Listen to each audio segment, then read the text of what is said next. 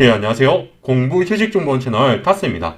오늘 이야기할 주제는 바로 세무사 1차 합격 후 수강 계획입니다. 최근에 세무사 1차 시험이 있었고 꽤 많은 분들이 상담 이메일을 보내주셨습니다. 제가 틈날 때마다 답장을 보내고는 있는데 확실히 워낙 메일이 많아서 지연이 되고 있네요. 그래서 이 영상은 사실 이메일 답장을 편하게 하기 위한 꼼수이기도 합니다. 답장에 영상 첨부하면 훨씬 답변하기 편하거든요.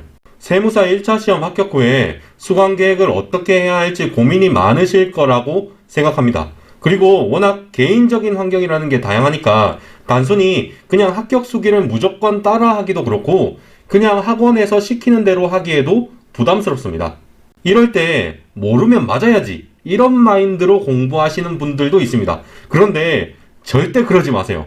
유예 공부면 모르겠는데 이제 막 1차 합격하시고 도전하는 시험이면 정말 작은 시행착오 하나로 동차 시험 불합격이 됩니다. 동차는 준비 기간이 짧습니다.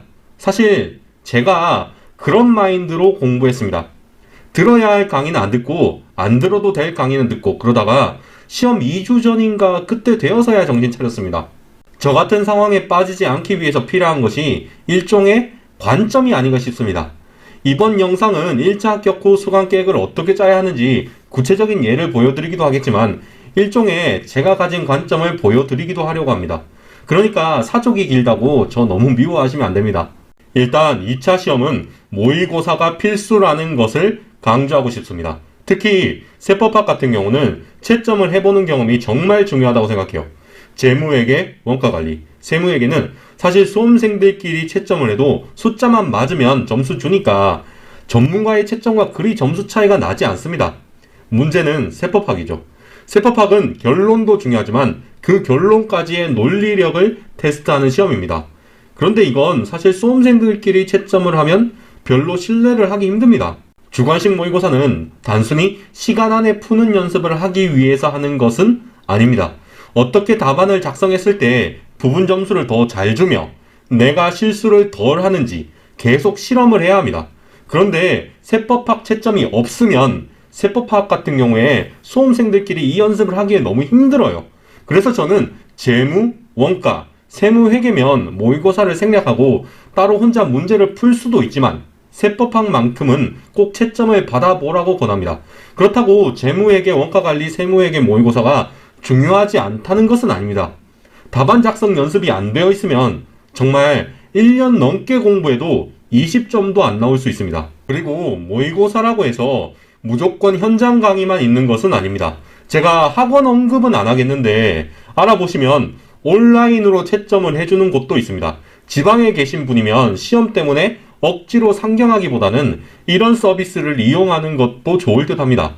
또 여러분이 알아야 하는 게 처음 2차 시험을 도전하시는 분이시면 정말 빨리 감을 잡고 누적 복습을 해야 합니다. 공부하시다 보면 설마 이걸 이렇게까지 해야 되나 싶은 순간이 있을 겁니다. 특히 세법학 같은 경우 제가 아무 주제나 주어지면 목차 다 적고 키워드 다 적을 수 있어야 한다고 책을 거의 통째로 외워야 한다고 말을 여러 번 했습니다. 정말 여러분이 이걸 공부해야 하나 싶으면 해야 합니다. 세무사 2차 시험 같은 경우엔 시험에 상당히 임박해서 강의가 끝납니다. 강의 다 듣고 설렁설렁 복습하려고 하면 이미 끝이에요. 그러니까 정말 여러분 빨리 감 잡으시고 시행착오가 없어야 합니다. 본격적인 강의 듣기 전에 기출문제 한번 출력해서 보시고 어떻게 문제가 나오고 어느 수준까지 공부해야 하는지 감을 좀 잡으셨으면 좋겠습니다. 자, 여기까지 이야기했으니 이제 이 관점을 바탕으로 좀 더 구체적인 1차 합격 후 수강 계획을 말씀드리겠습니다. 일단 제일 쉬운 것은 그냥 동차 종합반 강의를 신청하는 것입니다. 이론 수업도 있고 모의고사도 포함되어 있으니까 크게 고민 안 해도 되는 그런 장점이 있습니다. 그런데 동차 종합반의 최대 문제는 원하는 강사 수업을 못 듣는 것입니다.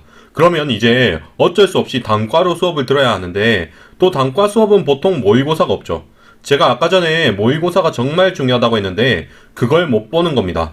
그런 경우에는 이제 단과에 더해서 GS 수업을 듣는 방법이 있습니다. GS는 모의고사를 보고 해설 강의를 해주는 그런 과정입니다. 당연한 이야기지만 혼자 해설을 보고 문제를 풀 수 있으면 강의를 전부 챙겨볼 필요는 없다고 생각합니다.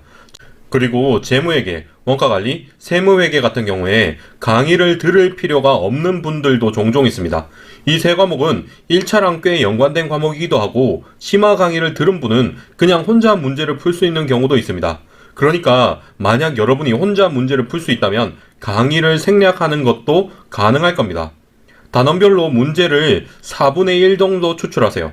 그리고 해답지를 보면서 풀어봅니다. 이게 할만하고 독학을 해도 되겠다 싶으시면 강의를 생략하세요.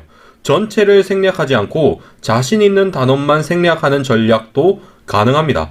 시간에 비해서 강의가 너무 많으니까 순진하게 주어진 강의를 무조건 다 들어야 한다는 생각은 버리고 본인의 상황에 맞게 효율적으로 수강하시기 바랍니다. 이상으로 영상을 마치겠습니다. 이 영상은 세무사 메이커 Q&A를 바탕으로 만들어졌습니다. 예비 합격자 여러분, 시청해주셔서 감사합니다.